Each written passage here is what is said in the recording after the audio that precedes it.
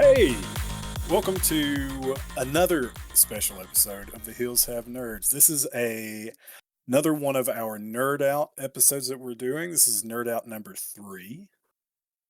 And today we got a couple special things going on. One, it's one of our Nerd Outs. Two, we're joined by a special guest, and I'll get to him in a second.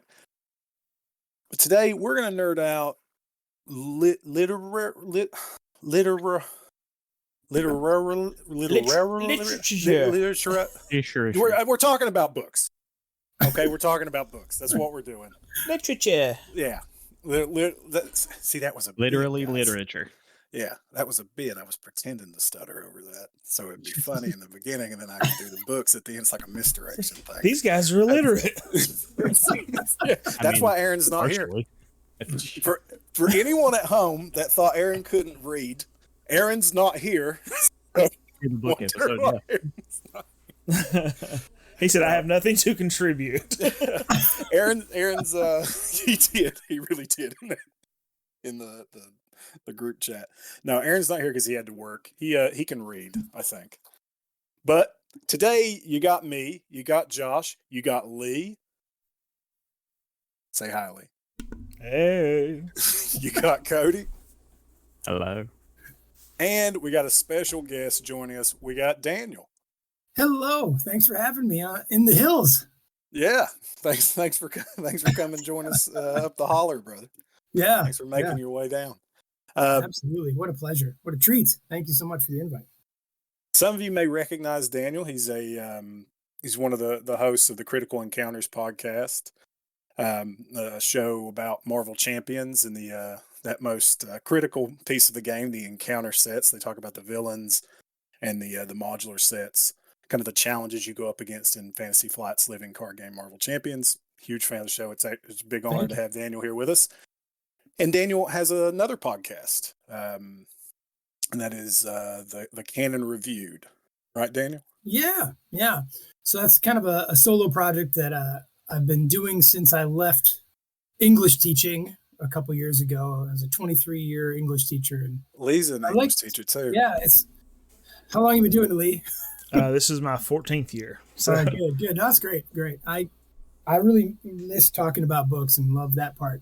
There's just a lot of other stuff about teaching I wasn't so crazy about anymore. And so I thought, well, how hard could it be to, get a new job? Turns out it's not easy. So I left that, but I wanted to stay in touch with books. So I made that podcast, and it's been a treat, scripting that out every week or two to a new episode. And it's been fun. I listened to a couple of your mailbags. Listen to your mailbag concerning To Kill a Mockingbird today. Oh yeah.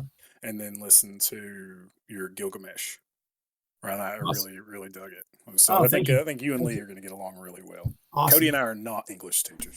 Couple of English teacher nerds. Yeah, I'm not an English teacher, but I enjoy reading. So. Everyone loves stories. Yeah, we play our games too, right? I have read 2 books this year so far. So I'm hoping to at least one a month. That's what I'm aiming for. I wish I could do that. That sounds great. I was hoping Aaron was going to be here so he could bring to the table like the first highlights book that he found all the differences in. Reader's Digest count whenever I'm sitting on the toilet, Like, is Aaron a goofus or a gallant? Wow. That brings me back. Oh. All right. So again, today we're going to dive into some literature, but first let's get to know a little bit more about our guests. So Daniel, just we ask everyone who joins all our guests that come in. You are our first out of the holler guest. Really? Yeah. Okay. Yeah. You are our first. If everyone can hear, probably we're recording this over Discord because Daniel does not live in the holler like the rest of us. He's from the faraway big cities. Are you all together at a table right now? No, we're all on Discord. Okay. Yeah, we're all on Discord just for you. Well, I do live near Capitol Hill, which is a hill, so I feel like that's something. Go. Yeah. But we ask everybody, what is your background in Nerdrum? Oh, sure. What benefit? What reason do you have? What qualifications do you have for sitting at the round table of nerddom and being now an honorary nerd in the head. Well, I imagine reasons and qualifications are different. So sound, do the sound cue, the Wayback Machine noise or whatever. But in 1981, for my birthday, my dad got me the original red box D&D. So that's the one. Oh, wow. With like the female wizard with the green glowing ball and like the warrior. And it's sort of like not red as much as it's more purple. Yeah. Yeah. So got that, and it literally changed my life. At that point, like any interest I had in books, I think was kickstarted there. Any interest I had in telling stories and writing was there. And since then, D&D in the 80s was not quite as sexy and cool as it is now. So figuring out how to like bring your nerddom to branch out into other places, a group of friends got really into board gaming. Kind of before that became a hobby thing, like before Catan showed up, there were things like Axis and Allies and Conquest of the Empire and things like that, way more advanced than Risk and Monopoly, and kind of, I think, precursors to hobby board gaming. And now I'm just really deep into that, especially cooperative games. I really take to those a lot more. And I think it has something to do with the fact that I really never win competitive games, especially like head-to-head card games. It's like, forget it. I always want to get into them. I want to get into them. I'm like, oh, little Canon looks cool. Nope. I tried Flesh and Blood. It was the worst experience. The worst gaming experience I've had in a very long time was going to a store meetup event, and like, I felt bad for the people I was playing against. Like, we get 40 minutes to play a game and they beat me in 5. It's like we're all just looking at each other across the table.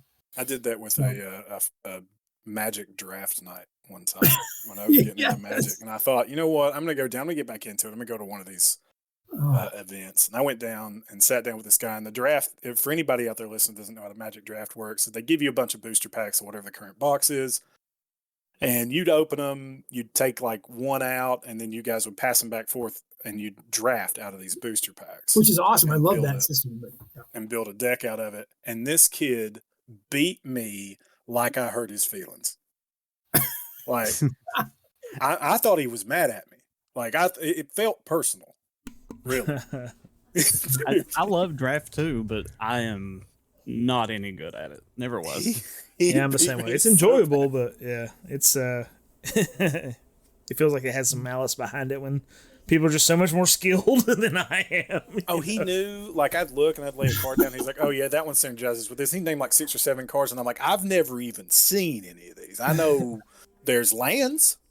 Like I found a tree. One. Yeah. This one's got a dragon on it. That's pretty badass. I'm gonna keep that one." I think part of my issue too, especially those types of games, which like artistically in whatever ways are dripping in theme, when you try to like play for theme, you just get wiped out.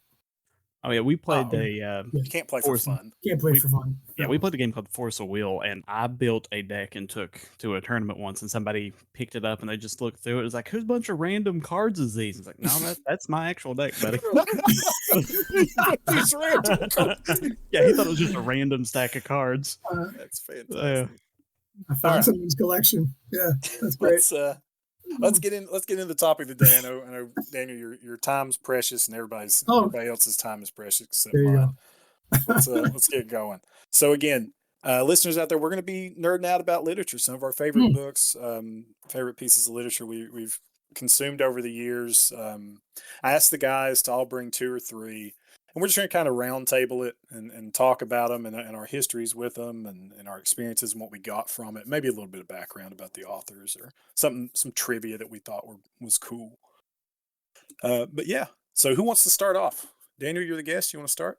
Sure, I'll start off. Cool. Yeah, so like part of what I'm doing on the Canon Reviewed is I'm taking a look at old books and seeing whether or not that they matter anymore, but if they are worth reading, if they have any kind of relevancy at all to students today or new time readers to them. And so my first book I want to bring up is what I'm going to think is the granddaddy of all the geeky stuff I love, and that's Beowulf. Now, Beowulf is from, probably oral tradition, maybe 500 AD, but folks think it was maybe written down first in 800, 900 AD. So it's old, and it's the first English story, even though if you were to read it, it doesn't look like English.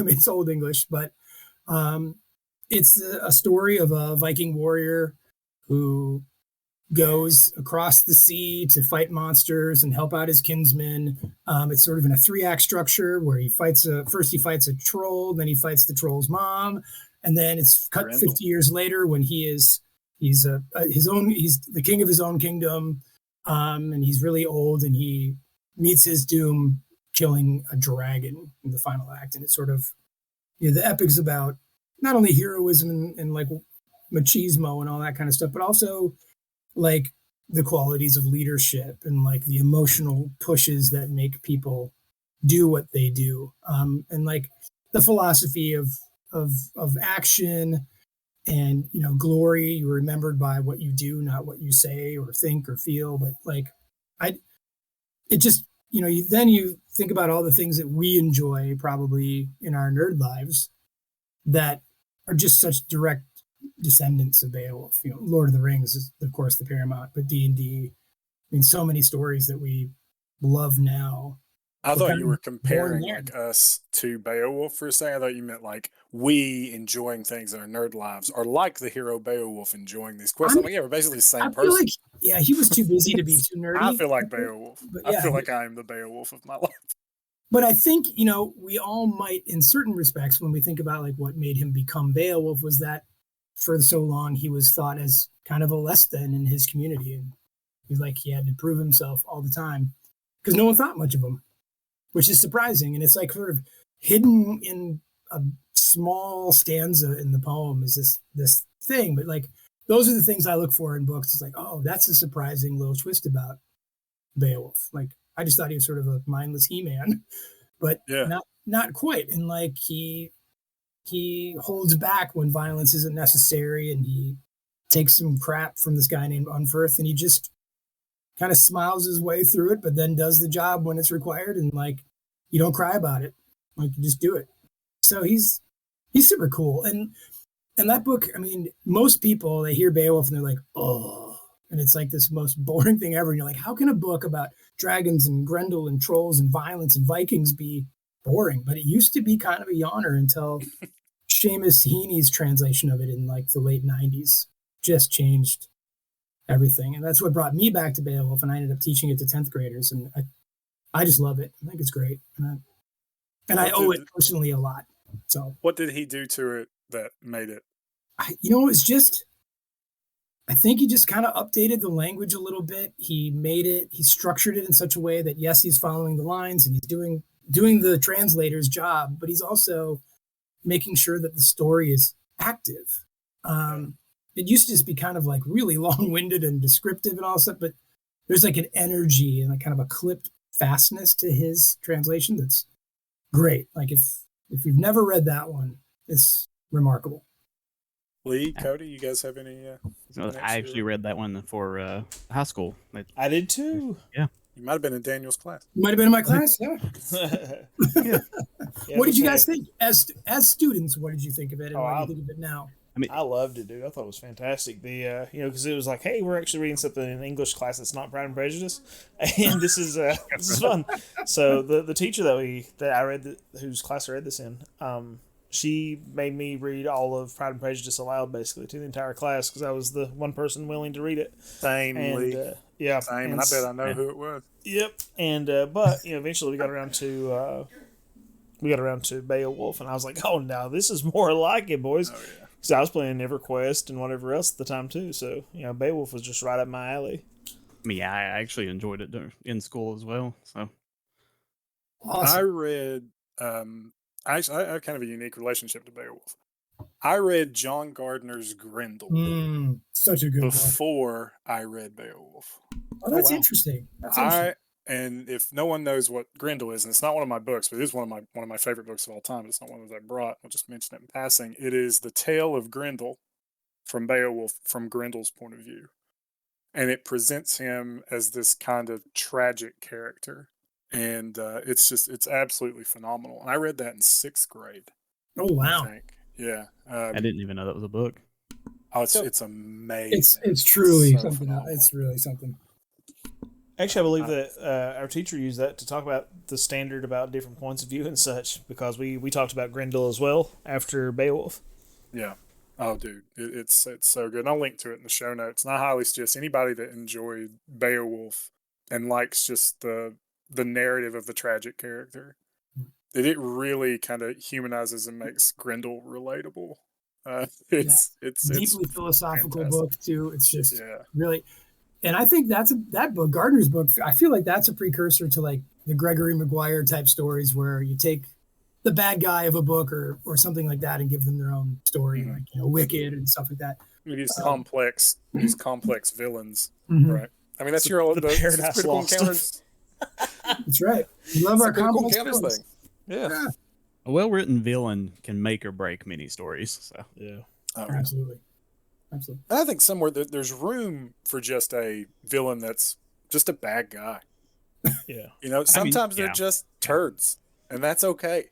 sometimes people do things just to be evil, but you do need that complex character. Because I mean, I love a villain that has like reasoning, and I can sit down and I was like, I mean, I understand how you got to this point. I don't agree with you, but give an example of one of those. The biggest one, I mean, it's not from a book actually, but it's from Final Fantasy 14. It is Emmett Selk, and it is he is trying to recreate their world because it was shattered into, I think it was like 12 or 13 different stars. And as he's bringing all the pieces back together, it's causing cataclysmic events that are killing like en masse millions of people. But he's like, to have kept it from just being completely erased to start with, my people sacrificed themselves, and all I want is my people to live again. And whenever you finally end up taking him down, he looks at you and is like, okay, I can see your point of view and you're going on it. And he's like, all I ask is that you remember that we lived. And I think he's one of my favorite villains I've ever actually seen in like some sort of storytelling. That's awesome. I think I'm going to give you a couple of ideas here. I think and a retelling like that is interesting is, I'm going to start with a real nerdy one first. Satan in Paradise Lost. Very cool to read about Satan and his idea and just see that spelled out a little bit. But then also, hear that, Satan. Kids? It's very cool to read about Satan. You heard it from the first story where Satan was sexy. Absolutely. Dude, we found our tagline for the episode. It's cool to read about Satan. Well, I was going to say Satan from South Park too is pretty interesting. Satan from South Park and Satan from Paradise Lost. Those are my two sympathetic villains. Dynamic relationship with Saddam Hussein. Yes. Yeah, in the movie, man, in particular, he has that one number that's so good. It's like, up there's so much room where babies burp and flowers bloom. All right, let's move on. Who's got another book? Let's move the hell on from that. No pun intended or pun intended? Yeah. Always intend your puns weekly. All right. Cody, what do you got? I got Dracula. Bram Stoker. Yeah. Nice. We talked about Dracula on our History of Horror episode, and I think you and Lee may have spoken about Dracula a little bit on your spooky special. Talked a little bit, maybe. I don't recall. Let's talk some more. I don't recall. We've only recorded like 10 of these things. It's like we had this massive backlog. I don't even remember what I ate. No, Dracula is one of those like it is the first book that I had to read twice to get a grasp of. And I think it's just because of the writing style. Partially, it's, I mean, not old English, because I mean, it was written in 1890 something, 1897. Yeah, but those Victorians used a lot of words. Yeah, Yeah, it's Victorian language, so it is a little difficult to read in that sense. I decorate my sentences like I decorate my house. It's elaborate. We got them. We're gonna use them. Yeah, I just start hanging stuff up in random places. Hope it'll make sense, But no, it's written in letters and diary entries. So every time you're reading a specific chapter, it's from the point of view from a different character speaking to another character or talking to themselves in their diary entries. And the first time I read through it, it was a little disjointed, just disorienting, trying to bounce back and forth between that. I always thought of Dracula as like a found footage book. I mean, I like that. Kinda. You know what I mean? Yeah, in the sense of everything like that, yeah. It kind of is. Just a bunch of letters and you go, oh, okay. Yeah, but I actually kind of enjoy the presentation of the book in the letters and the diary entries. It gives you a little more personal feeling connection to each of the characters rather than just like seeing everything from one person's point of view usually. Or you have the the omnipotent narrator that knows basically everybody. Omniscient narrator or whatever. Yeah, omniscient. That's the word. It's omniscient. It's been a long time since I've been in a high school English class, so you teachers correct. I haven't been in a classroom in 4 hours, so. Yeah, and you think too about Dracula of also like a spawning ground of so many other things. That, Oh yeah, it that was we like love, that we. Yeah, it was the beginning of a lot of horror. Yeah, I mean, how many different variations of Dracula have we seen in just like the past 40 years or so? sure, absolutely. But I mean, mean, best show ever, Buffy, right? That owes something. Gotta go back. yeah, Buffy goes back to it because I mean they stake in that. Was Dracula the invention of the vampire story? No, I don't think so. Right? No. Right? That's like Romani folklore or something. Yeah, it goes back to well, I mean, Dracula was partially based on Vlad Tepes, right? But Vlad the Impaler. Yeah, and his name actually was Dracula, which was son of the devil. His father's name was Dracul, which was honestly, I think it turns out either to the devil or the dragon, whichever language you're going with. So his name was son of the dragon, essentially. Was Dracula commercially successful in its time, like the novel? Yeah, I think so. I think all those that night were important. Now, was it like the first commercially successful vampire novel? Like, is that what I mean? Obviously, it's responsible for getting a lot of stuff to the mainstream. As far as like novel, it may be the first vampire novel in general. I would have to go back and look. I'm not sure on that. There's probably other written like short stories. Yeah, and there were like weird things kind of like before it, like the creepy sadistic story called The Monk by Matthew Lewis has some of the same themes in it. Now, that's not like the Marquis de Sade, right? Is that what you're talking about? No. Yeah. Matthew Lewis's book, I mean... 500 Days of Sodom or whatever, 100 Days of Sodom or whatever. Yeah, that book is messed up. That did not make my list for today either. Huh? It was a late cut. Oh, you golly.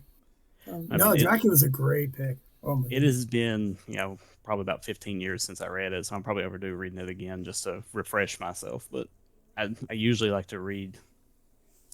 At one point, I read it every couple of years just because I enjoyed it, and usually every reread, I would find something new that was like, oh, I missed that kind of little hint from, like they would just mention something that Dracula was doing here and there, and it was neat. But I'm also, not the most present reader. Like occasionally, I'll just kind of zone out. So. Oh yeah, actually, I've never finished Dracula. I've started so many times and made it pretty far, and then I just start sleeping. To be fair, it is a difficult read, but yeah, it's tough to judge. I mean, I like Frankenstein too, though. Like but it's also slow. It is better the second time through. I'll give it that. The first time's really rough. Yeah. Well, thank you. You inspired me. It's on my list. There we go. Wrote it down. Yeah, it says here, most popular, according to Britannica, the most popular literary work derived from vampire legends, and the basis for an entire genre of literature and film. Absolutely. Oh yeah. Nosferatu. Anybody have any kind of special connection to Dracula than Cody? Or? I freaking love vampire stories, dude.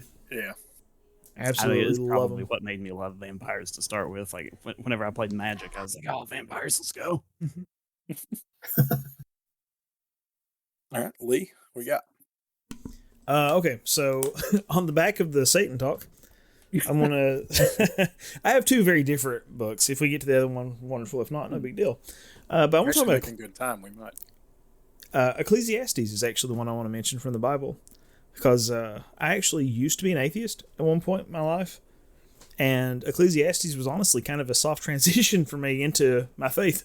So it's actually my favorite book of the Bible, and it's kind of dark, dude. Like it's kind of a dark book. It's like everything means nothing, all is vanity, and there's just basically no meaning and no structure to the world.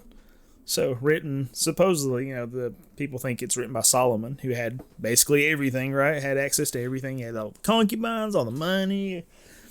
He gets all this wisdom from God, and then in the end, he realizes that, I think one of the lines is Hevel, Hevel, everything is Hevel, which is a chasing after the wind, or something that is of no substance.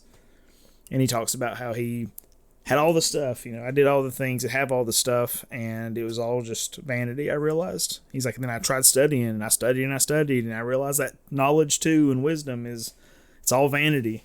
It's like all of this stuff is just meaningless. And then the whole conclusion, typically the one that people like to quote from Ecclesiastes, is the what is the matter of the whole conclusion is was it follow God and keep His commandments.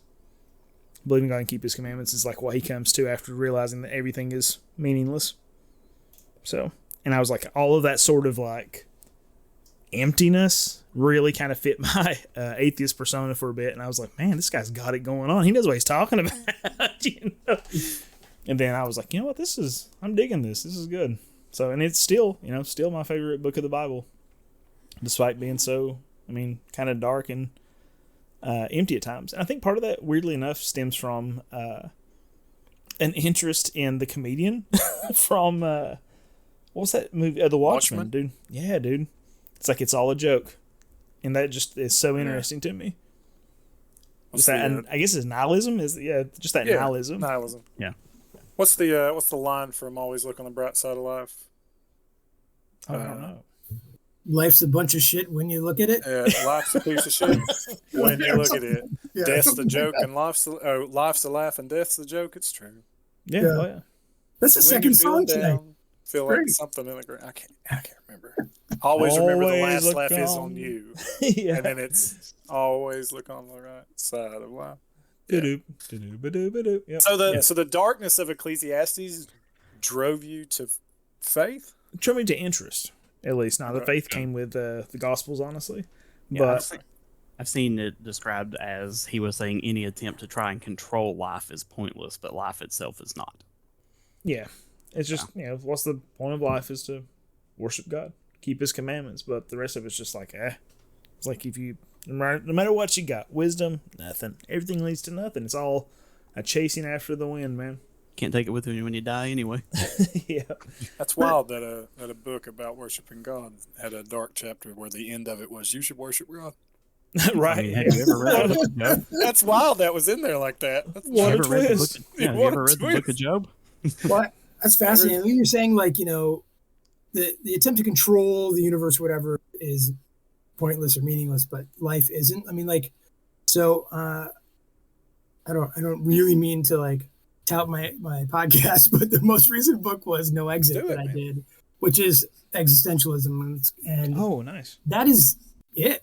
A lot of what you're saying about Ecclesiastes and the pursuits that we make, the absurd pursuits to fill our lives with meaning, it's rock and roll or drugs or acting or whatever it is your thing. Usually it's because you're trying to fill some gap that you can't understand why the gap is there. And part of that is the absurdity of you're trying to make meaning of a universe that you can't possibly access. And so, like, there's a lot of what you're saying there is like, oh, this is a lot kind of what I've been talking about in recent weeks, about existential thought. And I think that's cool. You make your own meaning. And in your respect, in the Ecclesiastes, yes, you make your own meaning, and that meaning is faith and it's following the commandments, right? But it's like, if you're trying to think of larger meaning or purpose or something like that, like, you lose yourself. You have to do it. It has to be a solo act that you do for yourself to give yourself that meaning and your own purpose and the project that is your life. Oh, so for sure. I think that's great. And it fits into the whole, idea of work out your own faith through fear and trembling sort of idea, the kind of personal walk. And then, like, here's one I really like, but of course this is part of a section. This is out of context, absolutely cherry picked, but it's just fun to talk about. This is, there's nothing better for man than he should eat and drink, and that he should make his soul enjoy good in his labor. I was like, and this I also saw was from the hand of God. I was like, oh man, that's so nice. That's some Hobbit stuff right there. Just like, that's some Hobbit stuff. Essentially, love what you do, and you'll never work a day in your life. Right? Yeah. That's the live, laugh, love of Ecclesiastes. Yeah, it's the live, laugh, love of Ecclesiastes. I'm gonna put it on. I need that embroidered on a pot holder now. Oh gosh.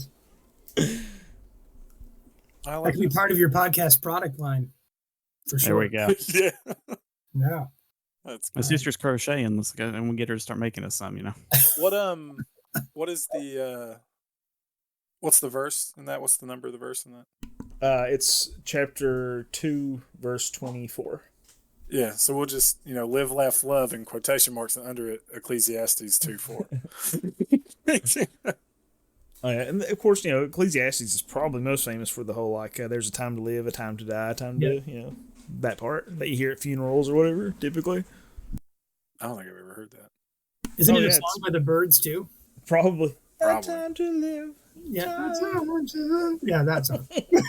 That's the third song. Third song. Just singing. Is it because I complimented Daniel's singing voice before we started? That was the thing. Oh. Well, all right, Josh, your turn. Okay, I can go. Anybody want to say anything else about Ecclesiastes? I mean, I think that's a very like special and awesome connection there that you shared. Like, I really appreciate that.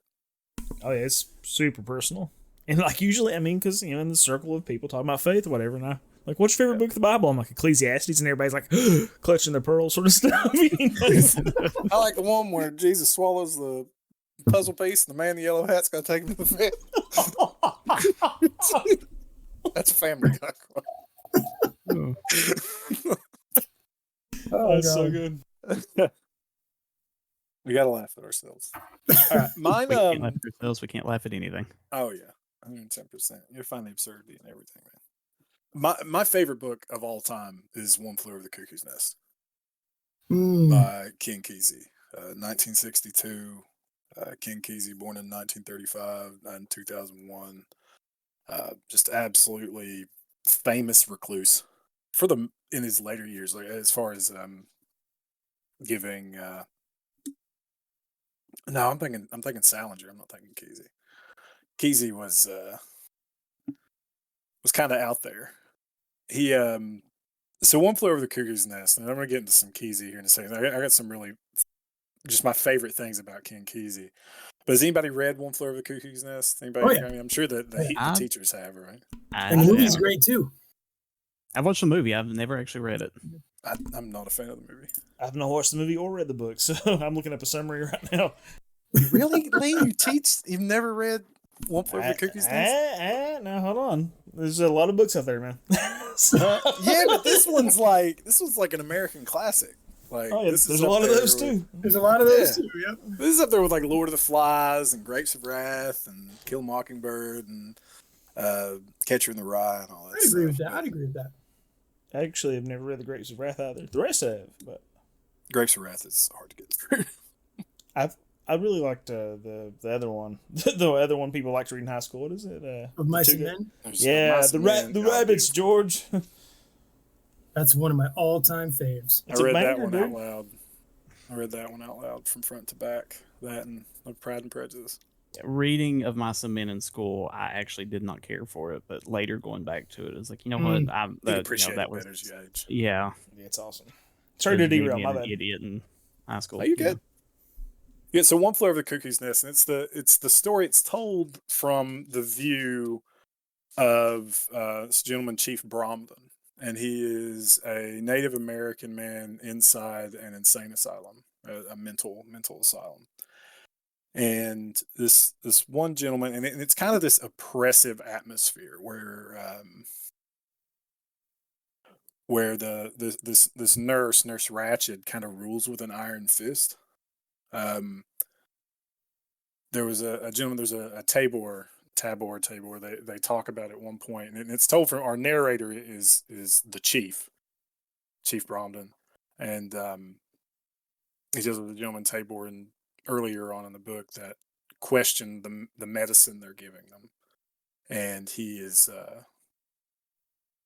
then pretty much subjected to electroshock therapy because of it. It's kind of a catch-22 of if you're sane enough to question what they're doing, they're going to do enough to you to make you crazy. Type deal. And there's a few little gentlemen there, and everybody's kind of living under this fog and this kind of iron fist and Nurse Ratched, and then this gentleman gets brought into the mental ward by the name of Randall McMurphy. And Randall McMurphy, I got to say this. If anybody knows anything about Randall McMurphy, and it seems like Lee and Cody, you guys don't, but Daniel may. Randall McMurphy is the anti-hero of the story. He is an anti-hero. He is the quote-unquote hero of the story. He is a piece of shit. He is absolutely a piece 100%. Of shit. Yeah. He's a complicated character, right? He's one of those complicated guys we like to see, but he starts off in jail, and then he becomes violent and gets the idea that he's going to get himself. He's in a jail because he had too many gambling debts, was drunk and disorderly, and he's in for statutory rape. I mean, that makes more sense as to why Jack Nicholson was playing him. Maybe not the rape part, but the unhinged. Yeah. But he ends up getting this idea that he's going to get himself put in an insane asylum or a mental ward, and just because he's gonna get fed better, he's gonna be taken care of better, and he'll just work off his service there or his sentence there, and then he's gonna get out. Well, he gets put in this one, and he gets put in with Nurse Ratched. And so the deal of the story is this kind of power struggle between authoritarian control and this loss of self and individuality, and this potential for these systems of control that this big nurse, the head nurse, has to kind of be abused. And then sometimes with the people that are already established in the mental ward prior to McMurphy's arrival, there's the complacency that can come with being familiar with abuse cycles. And so everyone's kind of just accepted that this is hell and this is where we are. And then McMurphy comes in, and he's just this larger than life character, and he's talking to all the guys. He's kind of building them up. And the Chief is this big dude, like really big guy, big, strong looking guy, but he's kind of meek and timid. And McMurphy's whole thing is, why don't you just stand up, say something? Why are you just taking it? And throughout the book, he's kind of talking the Chief up and talking these guys up. It's just a phenomenal kind of take, and there's there's some elements of psychosis in it. Obviously, being in a mental ward, the Chief has delusions, and so he is. I don't want to necessarily say an unreliable narrator, because the book kind of Kesey takes lengths to kind of let us know these are hallucinations he's having. I mean, what would you say, Dan? Would you call the Chief unreliable? I would, only because of the context of where he, right? Like the very fact that he is a patient in that place makes him unreliable because of the place. And so I think that's also a big statement of what Kesey's saying too. So just as kind of like a quick synopsis of the book to finish up. So McMurphy comes in, and he and Ratched begin to butt heads immediately. And he's challenging her authority. He's laughing. He's this super overtly boisterous dude. You know what I mean? Like, you ever, like the longshoreman around the school table, right? You know, he's laughing. He's just causing a ruckus. He's bucking to authority, and he kind of develops a soft spot for all these guys. He even ends up like getting them broken. He breaks them out one night, and they go on a fishing trip. You know, and they kind of start seeing McMurphy as this kind of. He is very much a Christ figure in this book, and we'll get to why I believe that like later on at the end.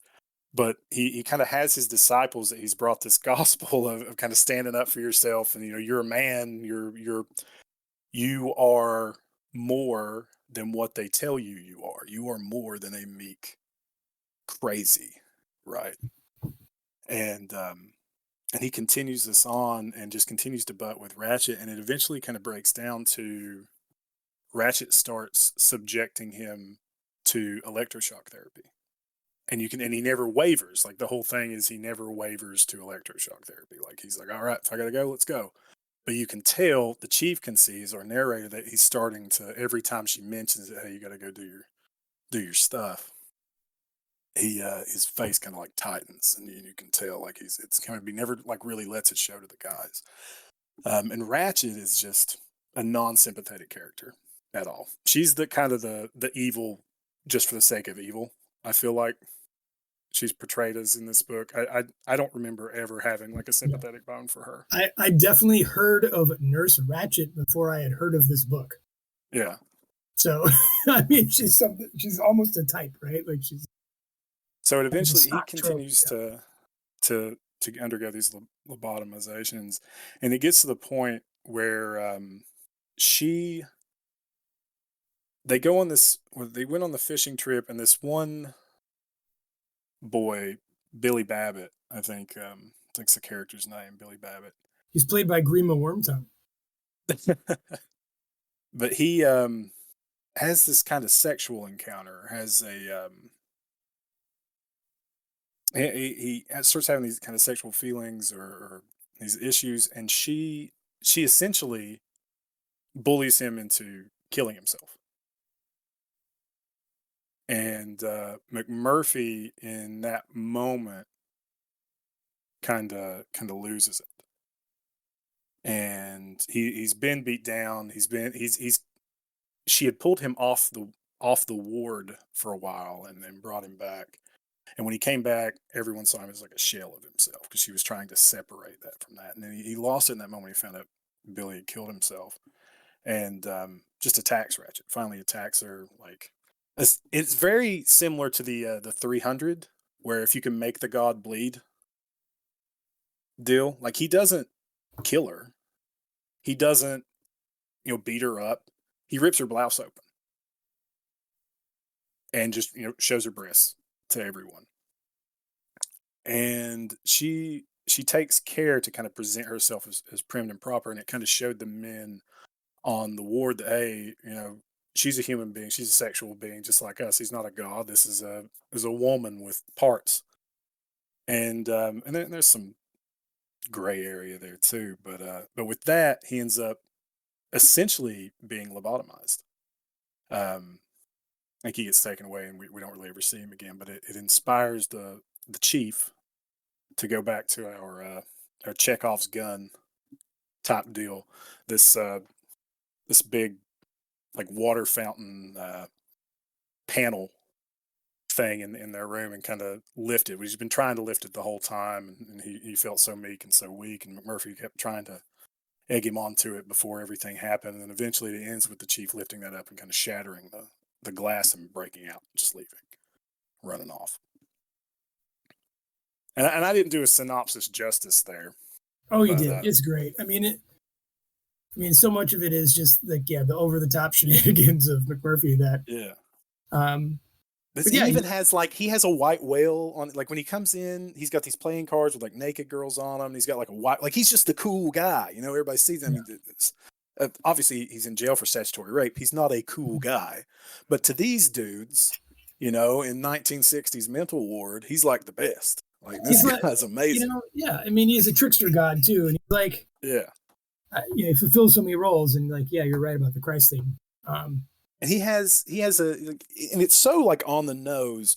He has this pair of black satin silk underpants with like a big whale, like a white whale on him. And there's literally like a back and forth that he is not necessarily explicit in the book, but I mean, that's a pretty heavy-handed metaphor there, that he is the white whale to Ratchet's Ahab, a la Moby Dick. But it's just absolutely amazing book. Sounds really good, actually. I think you did a pretty good job with the synopsis, man, because I was kind of reading along with the synopsis in front of me, and yours was pretty spot on.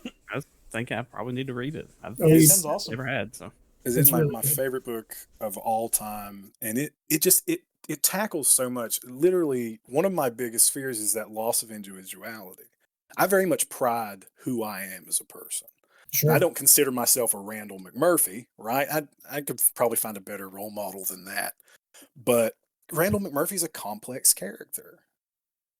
It's the type of thing. What's the Tim Minchin quote? You hate pedophiles, you love the troops, but some troops touch kids and some kitty diddlers save kittens from fires. Like, shit, people are complex, right? Not everything in life is black and white. Now, I'm not making a case for statutory rape. Please do not take that away. But if we're looking for a reflection of reality in our fiction, in our literature, if we want relatable characters, then they have to be gray. Everyone is gray. There is no black and white true black and white person on this planet. People are too complex for that. Well, it's the flaws that make your strengths stand out, right? So, I mean, one of the main complaints of Lord of the Rings, right? There's no grayness there. Yeah. And so, either real good or real bad. Right. Yeah. Lord of the Rings is also really difficult to read sometimes. Sometimes. Good, but Snooze Fest, man. The walking simulator. Real good time. I mean, it's a fantastic story, and it's a great read if you can get past some of those descriptions and just name this son of this person who's brother to this person who once lived with this person and dated this person. It's a list every time they say somebody. It's one of those things where it's like, I'm glad you came along with Ring so other fantasy writers could be more concise and a little more interesting. Yeah. Right.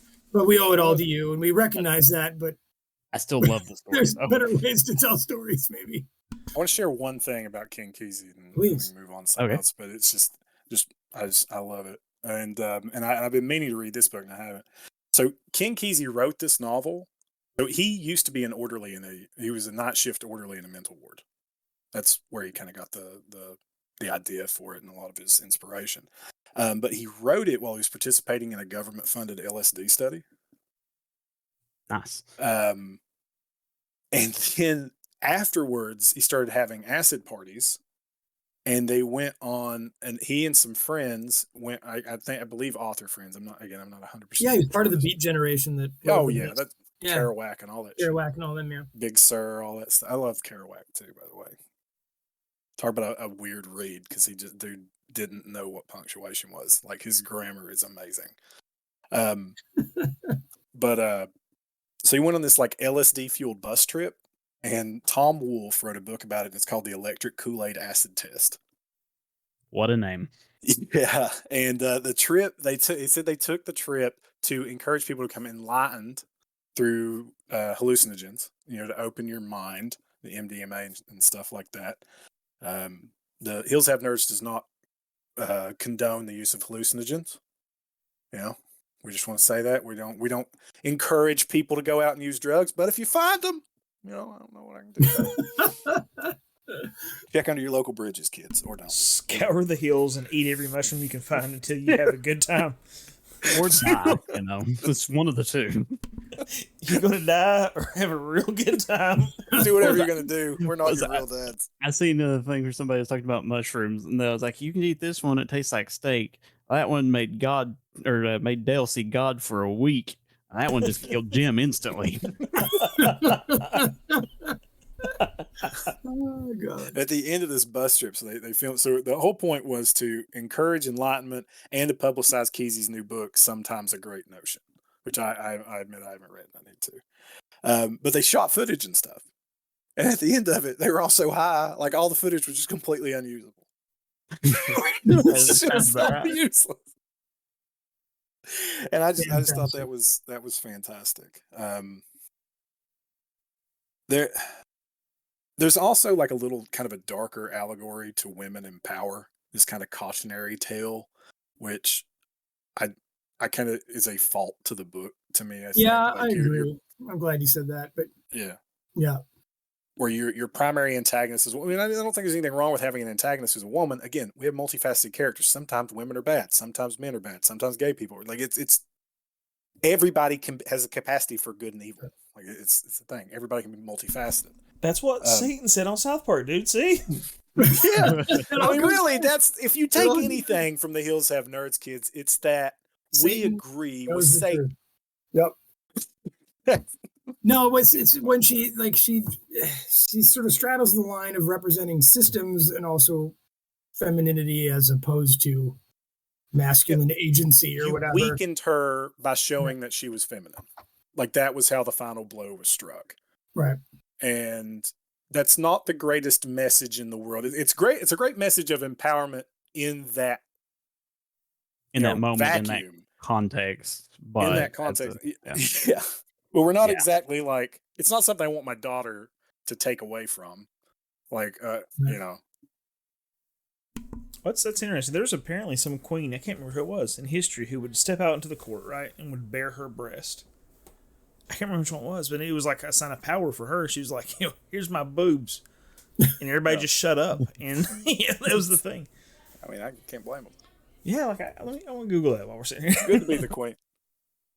All right, I'm done with that. Like we got so Daniel, I know you said you were a little on time. You got some more time to talk about some like stuff? Maybe we could do kind of a quick round here. But so this one, when I think of books that have really affected me, I was in a bookstore here in DC, and I just pulled something off the shelf and just started reading it. And next thing I know, like I looked up, it was an hour and a half later.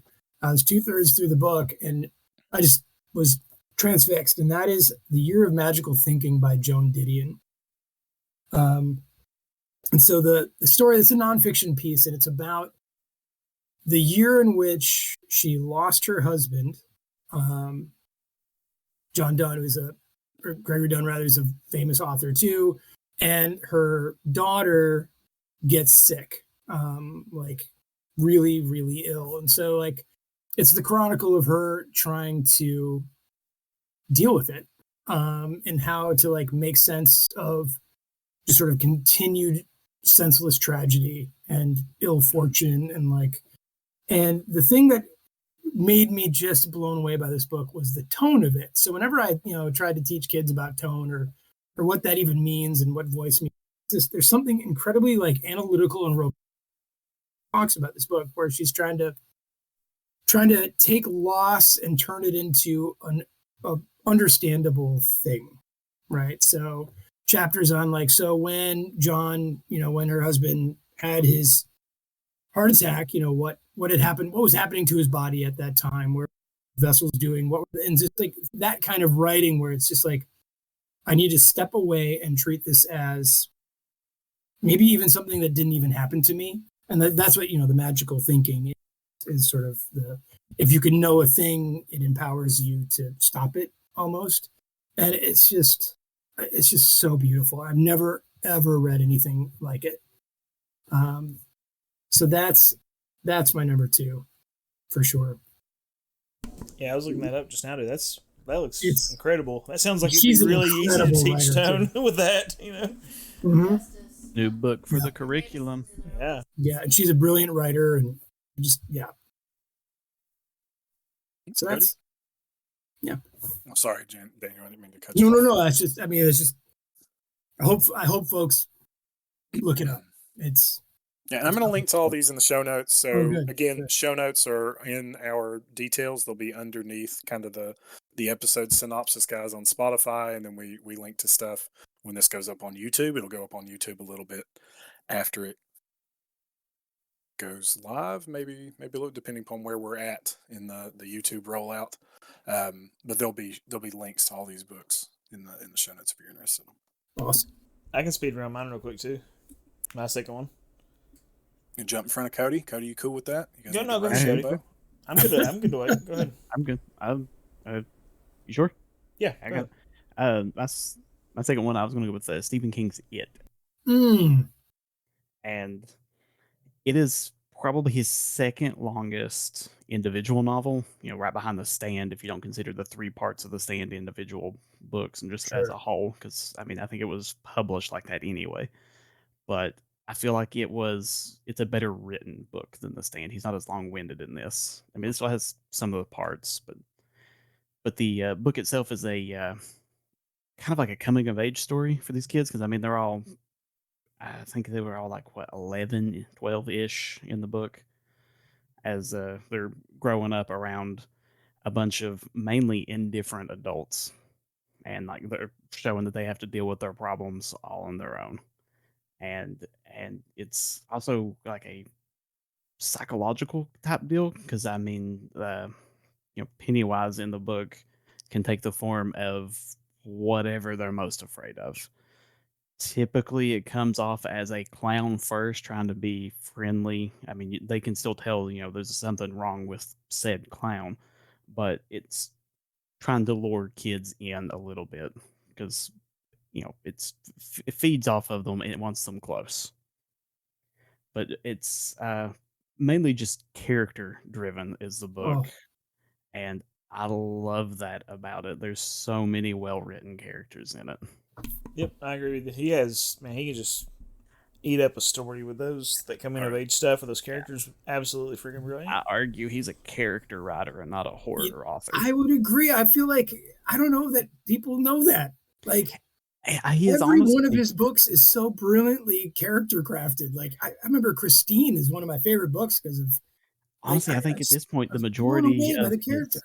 I think the majority of his books at this point wouldn't even be classified as horror anymore. I mean, don't get me wrong, he has some fantastic horror books. Christine, the one about the car? Yes. Yeah. Yeah, but it's incredible. Like, you would. Don't judge that book by its 80s movie. I'll say that. But it is. The Green Mile is the only thing I've ever read by Stephen King. Again, like he's character author. Like he is extremely good at developing his characters, and that's honestly why I love his books. Like, honestly, I think perfectly said.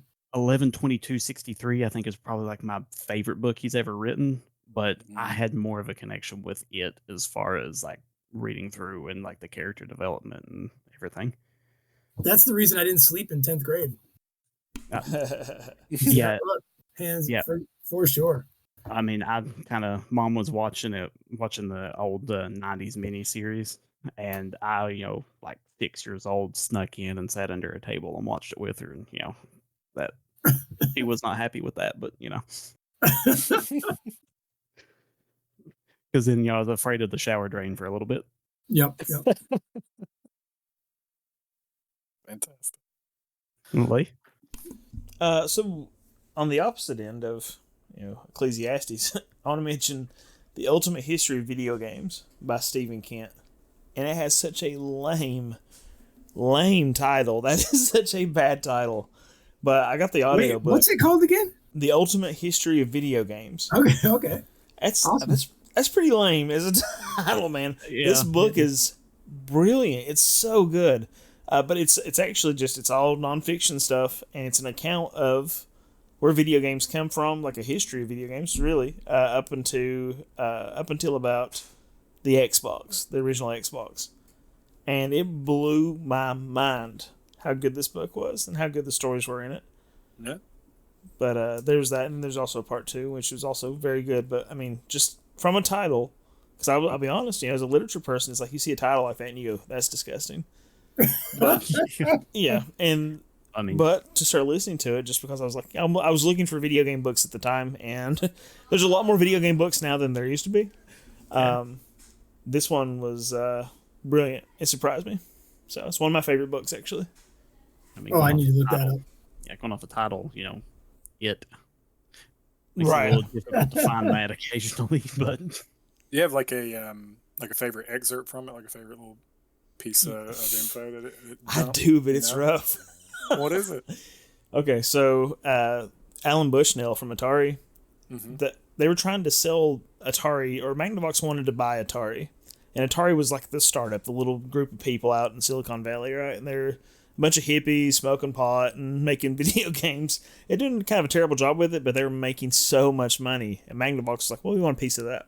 So Magnavox sends a dude who's like a very uptight, button down sort of dude, always wore a tie. They send him out to meet Alan Bushnell. And when he gets to the warehouse where they were making Ataris at the time, where the Atari headquarters was or whatever, he said that Alan Bushnell was riding the conveyor belt in a cardboard box, and he was wearing a shirt that said, "I eat vagina, but with a P." And he got out of the box and was like, "Hey, how's it going? I'm Alan Bushnell." I mean, it's just that's something I'd see on Silicon Valley. You ever watch that show? It's so good, dude. And then there's just all kind of watching like South Park or something. Dude, it sounds like it. Alan Bushnell was a wild man. He's the same guy that came up with what's those? The Chuck E. Cheese, man. So, he created Chuck E. Cheese. John Oliver does a fantastic. I just recently saw that. Oh, it's brilliant. So I used to, little aside, so I used to throw like children's birthday parties in Central Kentucky. That's what I did. It was more than just kids. I threw adult birthday parties, stuff like that. I was the event planner and assistant manager for this little family entertainment center, and we did like laser tag and all this stuff. I still hold that I threw the best birthday party in Central Kentucky. But I got sent to, the only time I've ever had a job that sent me to a convention. We got sent to a convention in Orlando, Florida. Me and the manager to shout out to Clayton if he's listening. He actually just followed us on YouTube the other day. To listen to this guy speak, and this guy was I can't remember his name, Frank something or other, but he trained all the park people, all the characters at Disney World and Disneyland. That's what he was. He would train them in crowd interaction and how to like get people to buy in. And then he went around and gave these seminars on how to run a better family, how to throw a better birthday party, how to run a better family entertainment center, how to get parents to give you money for their kids. It was super sleazy the whole friggin' time. Love it. But I was good at it. But we went to that, and the whole thing was just shitting on Chuck E. Cheese. Oh. Most of it was just talking crap about Chuck E. Cheese does this. Don't do this. Chuck E. Cheese does that. Don't do that. Chuck E. Cheese. Like, it just painted Chuck E. Cheese as like Thunderdome. Like, if you wanted to see your kids get into a fist fight with a drunk dude at 2 p.m., you'd go to Chuck E. Cheese. So Chuck E. Cheese is a Waffle House of pizza places. Yeah, pretty much. Absolutely, dude. I a line from a poem I wrote a long time ago. So I used to do poetry. That's where I got interested in a lot of literature stuff. That's what we do for Patreon. Is we read a bunch of haikus. One of my lines was, "I no longer fear hell, for I've been to Chuck E. Cheese." So. I've never actually been to a Chuck E. Cheese. Oh, it's hell. It's not good. I mean, it's awful. Yeah, my older sister and the parents went whenever they had to take her out to a doctor's appointment somewhere. I can't remember, and they stopped and I didn't go. And whenever they got back, all three of them, I mean, my older sister was probably like 11 at the time, and even her, she was like, "No, it sucked." Well, if you ever wanted to know what cholera like, there you go. What you broke up a little bit. Oh, if you ever want to know what cholera is like, or dysentery, oh yeah, dude, fantastic. Or what is it? Hoof and mouth? You ever had thrush? Come to Chuck E. Cheese. Oh my! Go play in the Chuck E. Cheese ball pit. We're Chuck E. Cheese. We're the United States' #1 exporter of human papillomavirus. Come on down. No, but I'm fascinated by that book. Thank you for bringing that. I'm really curious to read that. It's so good. I can't recommend it enough. And it's a very serious book. Histories of anything, as like you're like, well, what don't I? There's so much you don't know about that, right? It's just incredible. So brilliant stuff. It covers about 2005 or so. If you said Actually, like the original Xbox Xbox. One. Well, Yeah. Are you saying the original Xbox or? yeah, the original Xbox is when. Yeah, not the Xbox One. I guess So- the original Xbox. Yeah. So about 2005 or so, because the 360 came out like what, 06 or I just remember Halo 2 came out for the 360. I'm not sure. I can't figure out. Halo 2 was on the original Xbox. 3 Was it? was 360. Yeah. But it 2 stops right had at. one of the first DLCs, kind of, because it came with a like a map ODST. pack you could Oh, buy. yeah. Yeah, it I stops want, right I want at. your listeners to look up in television. My first. I had That'll an tell you my Intellivision for a little while. age. Yeah, I mean, So- I was born in '92. I had an Intellivision for a little while just because. Just because. All right. Anybody have anything else to share? Well, you need your second book. Your quick round. Oh yeah, I got my last one. My it's gonna let the liberal come out of me. Oh, Yeah. I was trying to get away without sharing it. Animal Farm, Oh no, I love Animal Farm, dude. dude. What are you, Animal a furry? Farm, hands down. Am I right? Oh no! You knew I had to, Lee. That's great. That's No. fantastic. Search your feelings. You know this to be true, Four legs good. 2 legs better. dude. I say this about students. I'll say all students are equal, but some students are more equal than others. More equal than others. Dude, Animal Farm is just phenomenal. And Animal Farm always reminded me of like a contemporary Aesop's fable. Like, 'cause it kind of had the like the cautionary tale, but built into the whimsy of animals. You know what I mean? Oh yeah, because Oh, yeah. I mean, it's you remove it from the situation. It's a lot easier to talk about that situation. Yeah, and you can digest it a little more. And I think it's easier for younger people to digest too. I read Animal Farm for the first time when I was in 7th grade, and I think I read it 15 more times over the next 8 or 9 years. I mean, honestly, the book has radicalized me. Like a lot of who I am as a person and my outlook Mm. on things came from the cautionary tales of that book, of the just throwaway societies, of the plight of the working. I'm not out here like flying the hammer and sickle, but and even Yet. like Animal Farm was just, Animal Farm was a cautionary tale through everything. It's cautionary through communism, social, and capitalism, and just the ability of any type of oh Lord, any type of movement to be corrupted by those that are running it. I mean, Napoleon is just, Yeah. he's so on the nose of just a wonderful piece of crap, and Snowball's not perfect either, because he was so like dead set on progress that he kind of lost sight of what was going on around him and wasn't able to do what needed to be done. Was Snowball the horse, or was it somebody else? Snowball That was the other was pig. Boxer. Snowball was Okay. one of the other. There's Squealer, Snowball, and Napoleon. Okay. Napoleon's the one that trained the dogs to go after Snowball and ran Snowball off, and then the windmill fell down. And it's just, the propaganda, and you see it now, man. Like, you see it happening now in our society now, with these people that get up there and just speak and they say nothing, but they're using these like propagandized and agitating words and these buzzwords, and they say the whole of the speech has zero Substance. zero substance to it whatsoever. But man, they've hit just every single little thing that's going to make you dislike them, and they're out to get you, and this is bad. They're bad because they're different, and they're here to take everything we like, and you need to be scared of that. And it's just this just proliferation of fear as a motivator, and that I'm the one with the answers, and I have taken on this burden of leading you. I don't want to, but I'm going to, because you need somebody to lead you against these mean, bad people. I think it's interesting you chose 2 books that are pretty, like the link between them is really interesting.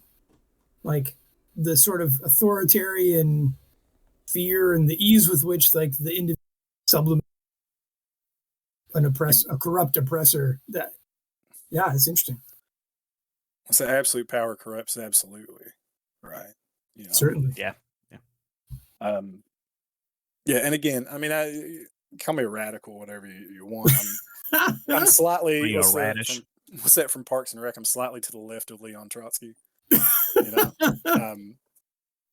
but well, it spoke to me so much in that, like I said before with One Flew Over the Cuckoo's Nest, is people are people, man. Like nobody is intrinsically good or bad. That's not how reality works. Amen. Like, yeah. Well, what you call radical, I think we used to say was being reasonable. That's the irony of it all.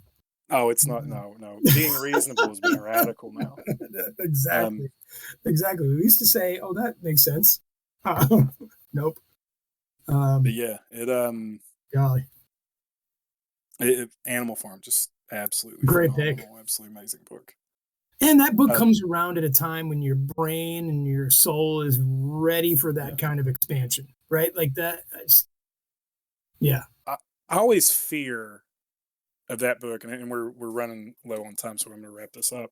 But I always fear, like going back to Animal Farm, my biggest fear was being Benjamin from the book, Boxer's friend, who was so disgusted by both sides. He was kind of the both sides suck.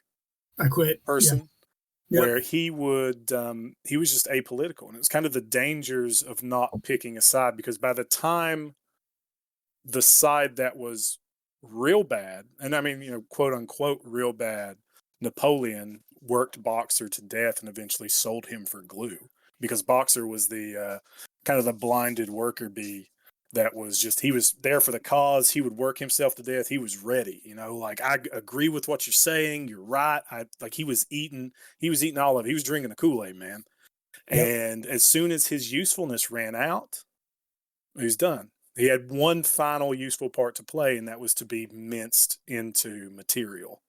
And he was literally devoured by the machine. And Benjamin, you know, wasn't able to do anything because he had sat in apolitical so long and let it get to that point, just kind of turned a blind eye to things. Mm-hmm. And I just feel like Animal Farm rings true in a lot of sense. I don't want to get super political about this stuff because I could go on for days, but yeah, it just it really speaks to me. Indeed. All right. So with that, on that uplifting note, cheery note, that's great. How's everybody feeling out there now? Feel great if you've stuck you should feel energized, folks. Yeah. If you're ready for the revolution, just shoot us an email. We've got our torches and pitchforks ready. Yeah. Oh God. Let us know what you like. Let us know what your most a meaningful piece of literature for you was. We want to know. I want to have these conversations with people. You can really find out a lot about somebody, and hopefully you found something about the four of us today. Yeah. By what kind of literature they enjoy. And literature doesn't have to be the last great American novel or, you know, the history of Dante Alighieri. It can be your favorite comic book. It can be some poems. It can be a damn Highlights magazine, like just something that meant something to you. Yeah. It doesn't have to be War and Peace. Give me suggestions. I got 9 months left, and I've got a lot of time to read. Yeah. The Hills Have Nerds official reading list is going to come out, right? Oh, yeah, definitely. We will post it. So check the show notes at the end of this, and then we post it on the Facebook. It'll be on there. But let us know. Email us at the Hills Have Nerds, or at hillshavenerds@gmail.com. That's hillshavenerds@gmail.com. There is no the at the beginning of it. We couldn't get that one. So email us and let us know what your favorite piece of literature was, or your least favorite piece of literature. Whatever. Just let's have a conversation. Madison County. I did want to badmouth that book. I just want to say the title. All right, I'm done. Bridges of Madison County sucks. Worst thing ever written. You thought the Notebook was bad. All right. And also, we want to invite you to come on our Facebook. Just come over to Facebook and let us know, you know, talk to us. We have conversations there in real time. We make posts. We post about what we're doing through the day. Come on our Facebook and just, you know, unload with what you're enjoying. I was like, somebody's going to say it, right? Oh, golly. That being said, Lee, where can the good people find you? buddy, all over the place. YouTube at Pixel Broly, TikTok at Pixel Broly, Twitch at Pixel Broly, Instagram at Pixel Broly, Facebook at Pixel Broly. So any kind of theme. Yeah, any social media besides Twitter or X or whatever you want to call it, come on over. I'd be. You can come on my Facebook. You can come on. Yeah. I'm leaving. Just drop in. Just drop in. Drop in on Lee's Facebook. Sit on Lee's Y'all were Facebook. behaved so well for so long. I can't hold it any longer. Daniel, Yes. if we can actually get this out. Where can the good people find you? First off, Daniel, I just want to thank you so much for coming. No, thank you guys. This was great. Thanks, I love sitting around talking. This is great. Thank you so much for the invite. Would you be willing to do it again sometime? Yeah, if you'll have me. Okay, we may have something in the pipeline down here. I don't want to give it out 100%, but if you guys go on the Facebook, you can see we've made a list of some upcoming episodes, and Daniel may feature on one. Oh, that'd be coming great. up. Thank you. But Daniel, again, thank you so much. Sure. And where can the good people find you? Sure. On the Discords and such, I am Big Foam Loaf. I do a show called Monday Night Twitch with my good friend Mike, who's the Wandering Took. We play Lord of the Rings or Arkham Horror, the living card games. We'll do that there and play that game on Mondays. I'm on Critical Encounters, of course, with Steve and Mike. And and then the Canon Reviewed is my project, but I basically live on Discord. I don't really exist in the other places, but Hello, Discord. The live Discord. So, but thank you guys for having me. This is great. Super fantastic. Yeah, thank you, dude. Yeah, thanks for hanging out with us. Oh, all right, please. Everybody, and again, join the conversation with us, guys. That's what we want to do here. We want this to be a community where people can share what they enjoy, share what they nerd out about, share what they geek and dork out about, and we support you in all your endeavors. As long as you're not hurting somebody, you're not hurting yourself. That's all that matters. Again, email us, come over on the Facebook. We got a YouTube now where we're slowly kind of drip feeding the episodes there. Eventually this one's going to be up probably in about a month or so. And then eventually once they catch up, once the episodes on the YouTube catch up with the current episodes, you'll be able to find our episodes on YouTube a few days after they post on wherever you get your podcast from, Spotify, Apple, iTunes. I think we had somebody on like Captcha Casta app that I'd never heard of before in my life. Nice. But we appreciate everyone listening to us. We just broke 1,000 total listens. All right. On the podcast, which is so many more than we ever thought we would get, and we are so humbled by the outpouring of support and our. I mean, for as corny as this, but just loyal fans, man. I mean, we have 40, 50 people that are just. I mean, as soon as an episode drops, like they're on it. And it's so great, and we want to have conversations. It makes you feel good. Yep, dude, it's so good. But there we go. That's been this episode of the Nerd Out from the Hills Have Nerds, and we hope you enjoyed it. And we're out.